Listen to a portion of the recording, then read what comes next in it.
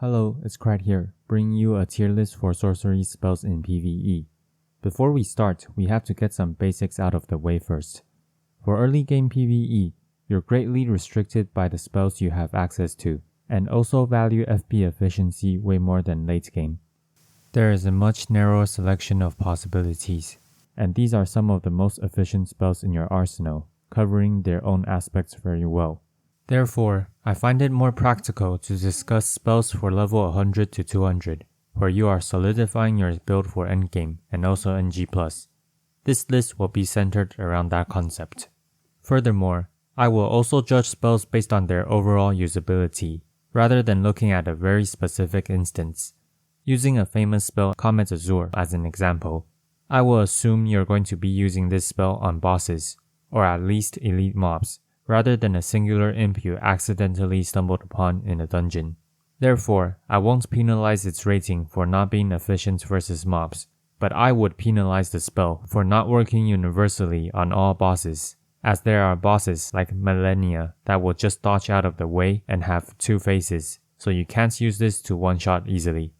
On the other hand, I will give bonus points for a spell that is just good everywhere, and much more universally usable. Let's start out with something simple. Both Thops Barrier and Carrion Retaliation are defensive spells that have a similar Ash of War counterpart that is typically superior and can be used much more easily on demand. These spells are not very friendly on the scroll wheel, but as you learn a boss's moves, they can help you get through some bosses that spam projectiles at you. You just need to equip these spells for particular instances, like dealing with Elden Stars in the Elden Beast fight. Therefore, I let them scrape out a D rating. Next, the Magma Sorceries are mostly lukewarm, and not that hot, especially with their fate requirements. However, they do deal fire damage, which can be useful against enemies that are particularly resistant to magic. If you're not playing an Int Fate build and simply want Magma Sorceries to do the most damage, it would be better to invest into intelligence while meeting the fate requirements. Gelmir's Fury is placed in D tier because it doesn't work that great as an AoE clear. And for bosses, you have to stand really close without any hyper armor for splash damage, which means it doesn't do either regular exploration nor bosses that well. Remember, this is a tier list, and spells are comparative. As for Magma Shot versus Roiling Magma, you actually want to miss Roiling Magma and use it as delayed damage, because the AoE explosion does a lot more damage than a direct hit.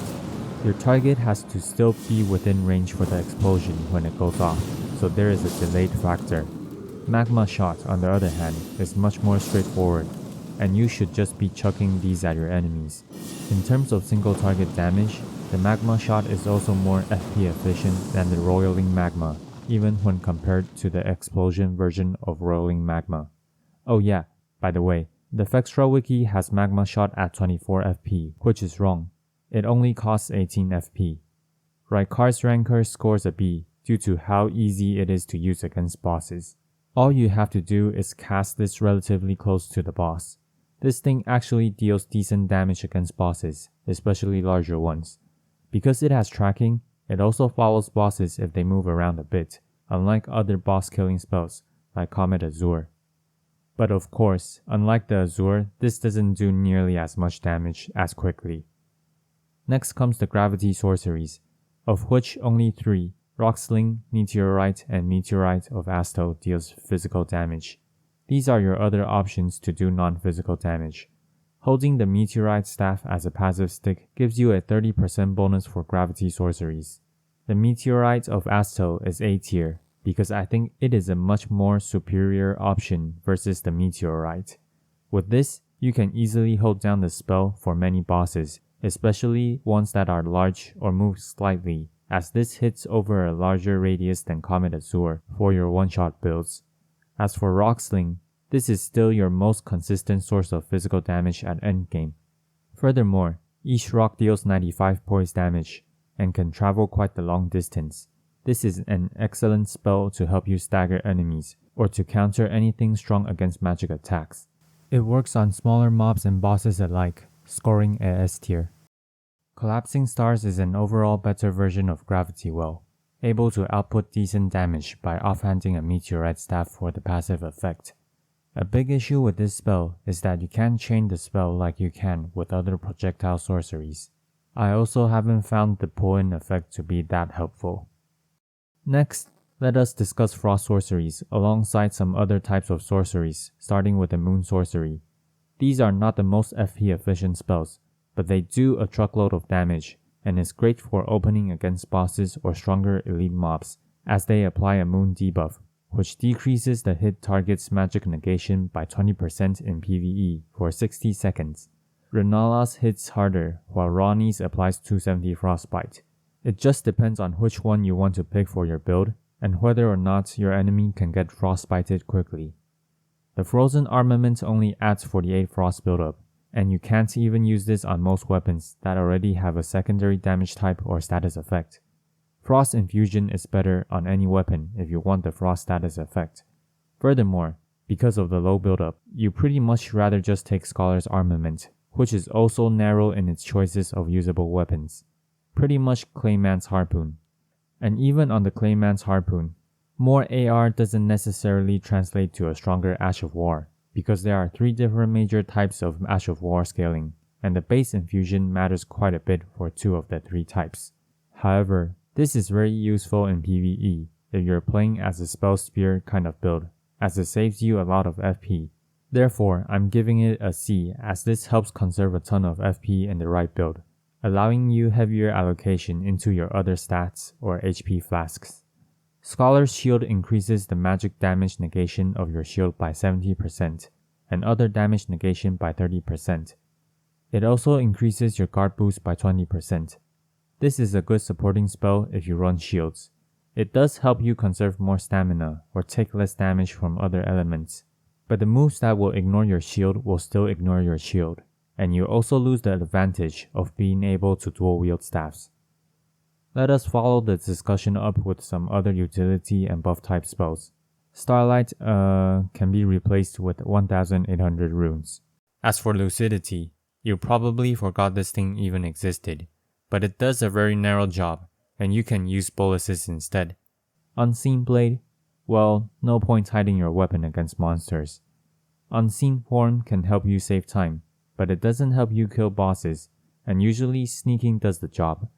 Still, you can get utility out of this spell higher than a D tier would suggest, but overall, it doesn't directly help you get kills aside from backstabs, which you can most likely get from sneaking. Terra Magica boosts your magic damage by 35% while you're standing in the area. It also works on weapon arts and weapons that do magic damage like Moonveil. It really helps you increase your burst damage and save FP, which is very good versus bosses, especially if you're going for a one-shot build or quick kill. Next, the Mist spells. Starting with Fia's Mist, all bosses are immune to Deathblight, and it is easier to just kill mobs rather than Deathblighting them most of the time, so this goes in F tier. Chilling Mist isn't that quick in its Frostbite application, nor does it do anything else. Most of the time you would prefer some AoE spell that would just kill outright instead. As for Night Maiden's Mist, this thing is great against shielded enemies, and is also a good AoE that can deal a ton of damage. It also works against bosses that don't move around too much. This thing is also a projectile you can lob, unlike the other mists. The Night Maiden's Mist also damages you if you step into it, but this is much more easily avoided in PvE. A downside to mist spells in general is that it still takes time to apply its full effect, so if you're fighting enemies that move around a ton, it can be hard to get good value. Overall, a good spell with a few caveats. Okay, the last few frost spells. Lammer's Ice Storm's slow cast speed and subpar damage makes this spell quite weak, as its area of effect is right around the caster, especially when it grants no hyper armor. Ice Crag is a decent way to apply Frostbite, but it has a very short range compared to the other projectile spells. This means you lose a major advantage of being able to fight at a long distance as a sorcerer. At 80 Frostbite buildup per shot, if you factor in the attack speed, you can easily get more cold buildup with just a single one-handed weapon on Cold Infusion, not to mention power-stanced weapons. And finally, Adula's Moonblade, which is both a frost spell and a sword spell, the next category we will cover. After the motion value or damage percent nerf on this spell, it is still decent, especially because of the large area it covers and the frostbite it still applies, but it's much weaker than before. The thing about this spell is it doesn't really proc frostbite on smaller mobs, or procs it when they're almost dead, making it less efficient than Carrion Greatsword. This skill has a decently long animation, and must also be in melee range for bosses in order to hit both the sword and the sword wave, meaning there are a ton of better boss killing options. It looks good on paper, but you have better options for both smaller mobs and stronger bosses. The 3 other sword sorceries are Carrion Slicer, Carrion Piercer, and Carrion Greatsword. Carrion Greatsword acts like Adula's Moonblade, without the extra sword wave. It covers a huge area, and has a very good damage to FP ratio. This thing actually hits harder than the Adula's at melee range, and is incredible at AoE clearing. You can also use this spell quite effectively when mounted too. I give this a S tier because for exploration purposes, this remains one of the best and most FP efficient AoE clears you can use. Carrion Slicer should be pretty self-explanatory. It has good damage while having the highest damage to FP ratio, while still being incredibly quick on its crouching and running casts. Because of the existence of backloaded staffs, this thing can hit like a truck at higher int levels, like 80 int, versus say, simply holding a magic straight sword. Because you can chain multiple casts of Carrion Slicer together, it works well even against bosses. Really, this spell is quite ridiculous.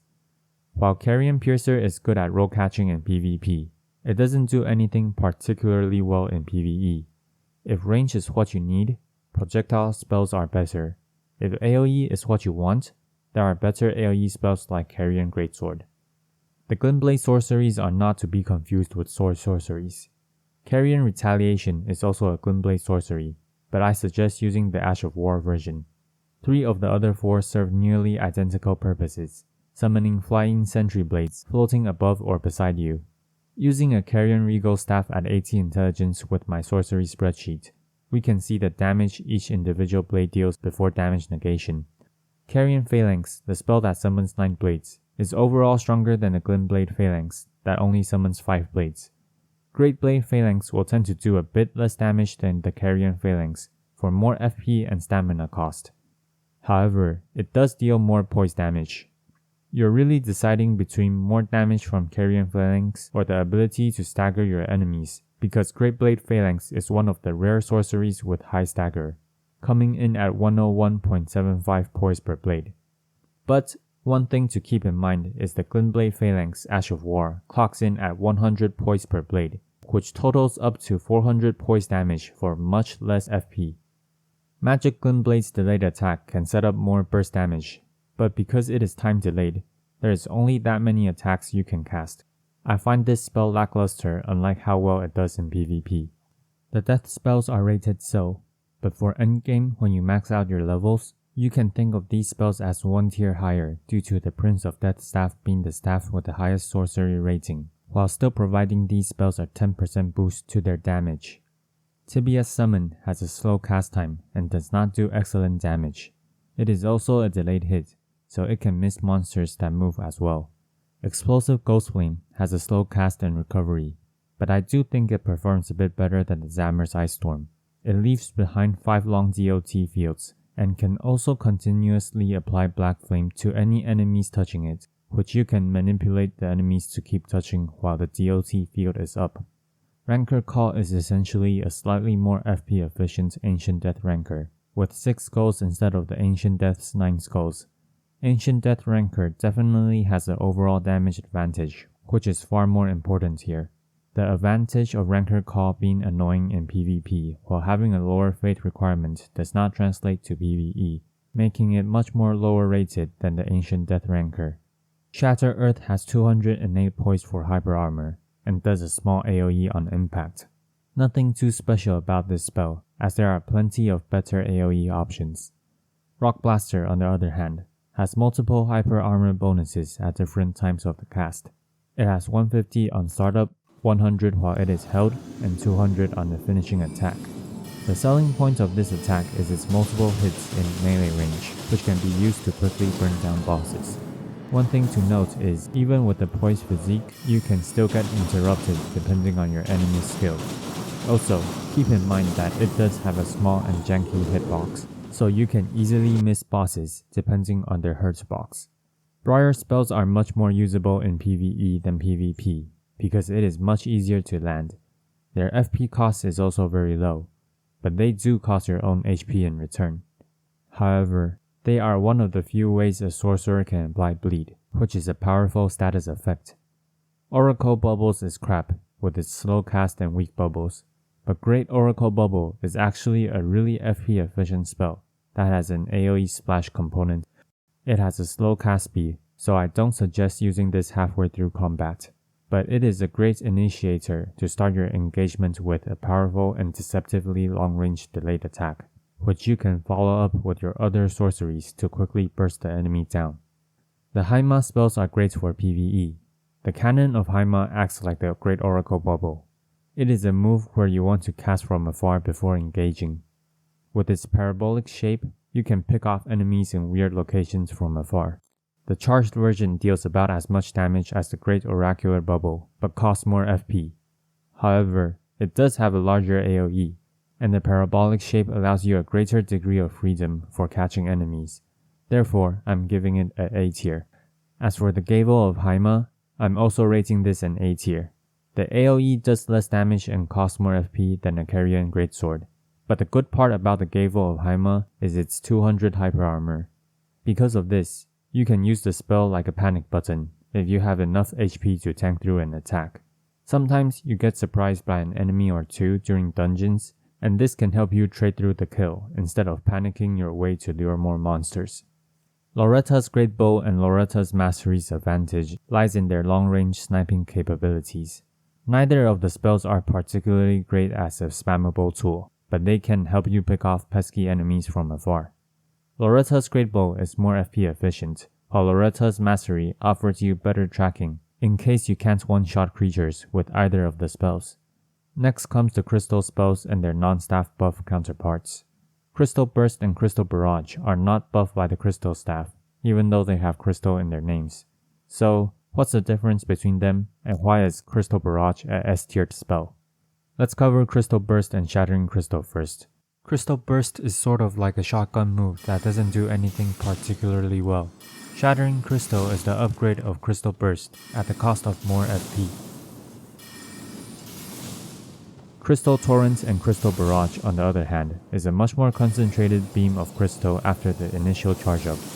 Typically, you want to be holding these spells in order to get fat damage. The difference here is Crystal Torrent is actually closer to a weaker Comet Azure, with its much longer cast time. It also has a longer range than the Crystal Barrage. However, even without the Crystal Staff bonus, Crystal Barrage is decently FP efficient, while throwing out huge chunks of damage. It works great for anything as long as you're within range and can afford to stand still for a short while, making this a super powerful PvE skill without the need of dual-wielding staffs for bonuses. The last crystal spell is Crystal Release. For clearing a bunch of weak mobs, this actually does okay, especially when you can stand on an elevated location out of reach, but still hit creatures on the bottom. With 250 hyper armor before the crystals start shooting, I rate this over the Zammer as a much more consistent AoE clear for mobs. Founding Rain of Stars is quite good at AoE damage, and it can hit multiple times for larger enemies too, so you can use this for bosses as well. Because the rain lasts for a while, you can also lead even more enemies into the rain. Magic Downpour has quite the low damage, but it does have a neat gimmick. You can reflect your own projectile with spell parries like Golden Retaliation or Carrion Retaliation. If you point downwards without targeting an enemy, you can get the spawn of this spell to come out quite low and be more consistent with Retaliation. This isn't an optimal setup on the screen, by the way, which is why Golden Retaliation is doing such low damage. I'm just demonstrating the effect. The star spells are all placed in F tier because their main selling point is their very powerful tracking. They are some of the worst spells in terms of FP efficiency, and don't have a particularly quick cast. They are also split into multiple damage instances, which means that they have to go through defense multiple times. Even for monsters that dodge, you're better off shooting at a closer distance with other spells, using melee attacks, or using Night Sorceries so enemies don't dodge. I really don't suggest running the star spells for PvE. Shard Spiral pierces and can hit a large enemy multiple times. Because they are not the fastest spell, you can also start the engagement by casting one of this before engaging with other spells. As for Glintstone Arc, this remains as one of the best options for long distance and fast casting AoE in endgame. It is good for taking out a pack of trash mobs at a distance without the need of charging up big spells like the Cannon of Haima. Comet Azure is a mighty boss slayer. Most of you have probably seen a clip of Comet Azure one-shots, and it is indeed great for one-shotting bosses that don't move around much. After its lengthy cast time, it is really one powerful laser that deletes most bosses. But there are bosses that dodge around or rush at you, not giving you the time to cast this spell, so I don't rate this as an S tier spell. Swift Glintstone Shard is a good tool even in PvE. I suspect most people dismiss this spell or simply believe that it is mostly for PvP because of the projectile's fast travel speed. If we factor in defense too, this thing has about the same damage to FP efficiency as Glintstone Pebble. You will say, but Krite, being that FP efficient isn't productive. You typically want to take the more damaging options even if it costs a bit more FP. This is true. However, the Swift Glintstone Shard's real utility lies in the fact that it has a far faster cast time and a much cheaper stamina cost. Most importantly, you can cast this spell while jumping, allowing you to chain cast into a slower spell or kite your enemies better. You don't use this spell for the damage itself, but rather the utility to allow you to safely lead into spells like Comet, which would otherwise take over 1 second of cast time. For the other 4 projectile spells, you can think of them like this. The same colored ones are a pair because of their startup animation time. The pink pair is the Great Glintstone Shard and the Glintstone Pebble. The Great Glintstone Shard is better here because at near endgame, trading the FP for the damage is more worth it than trading your Regal for Lusats, which also puts the Comet and Glintstone Comet Shard at a higher tier because you can still chain cast them out of jumps, and they are just better burst damage. Here, the Comet ranks higher too, because if you're going to want one instance of burst damage, you would pick the one that deals more damage in one hit. I expect you to be picking these spells not to conserve FP, but to quickly bring down a target. The Night Sorceries share a lot of common features with the regular versions, but they are very powerful with the Staff of Loss.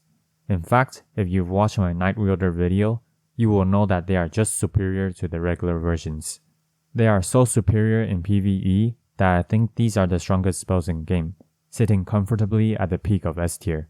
You can easily dominate everything you see in both explorations and bosses, regardless of which type of enemy you meet. You also destroy invaders or monsters that would otherwise dodge your sorceries, as these spells are considered invisible. I won't say much more about them, but if you want to see more in-depth math on just how ridiculously good these spells can be, check out my Night Wielder build. Ambush Shard is sadly not a Night Sorcery. The only reason I still give it a C tier is because it deals with shielded enemies quite well.